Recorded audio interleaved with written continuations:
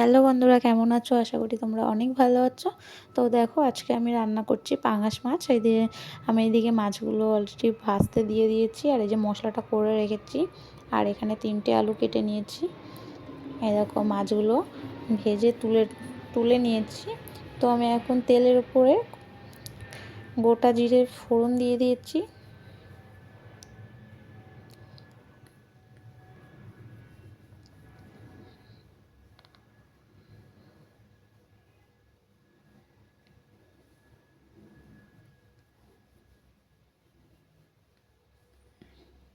তো আমি এখন আলুগুলো দিয়ে দেব তেলের মধ্যে।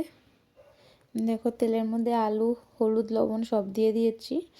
তো একসঙ্গে একটু নাড়িয়ে চাড়িয়ে একটু ভাজা ভাজা করে নেব।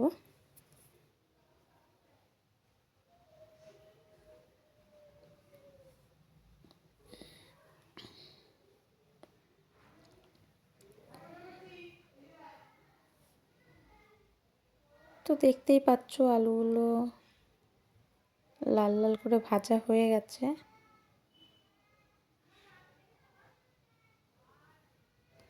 আর এই যে মশলাটা আমি এখন এই আলুর মধ্যে দিয়ে দেব।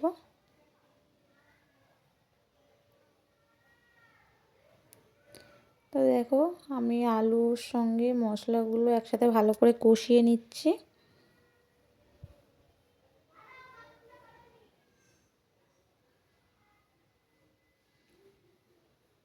তো দেখো, মশলাটা কষানো হয়ে গেছে।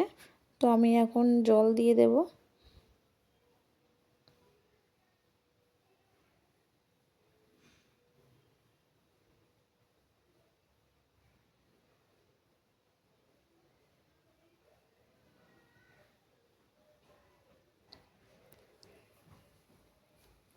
তো দেখো, জল দিয়ে দিয়েছি।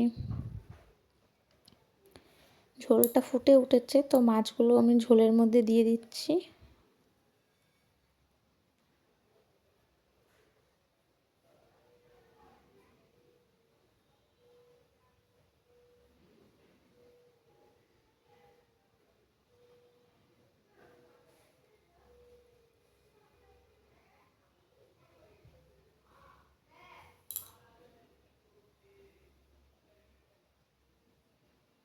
তো দেখো, আমি ঢাকনাটা দিয়ে দিয়েছিলাম, তারপর ঢাকনা তুলে এই যে গরম মশলাটা দিয়ে দিলাম।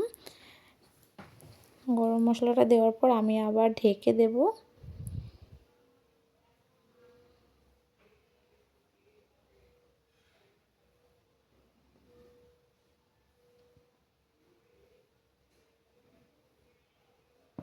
তো দেখো, গরম মশলা দেওয়ার পরে কিন্তু আমি ঢেকেও দিয়েছিলাম, তোমাদেরকে সেটা দেখাইনি।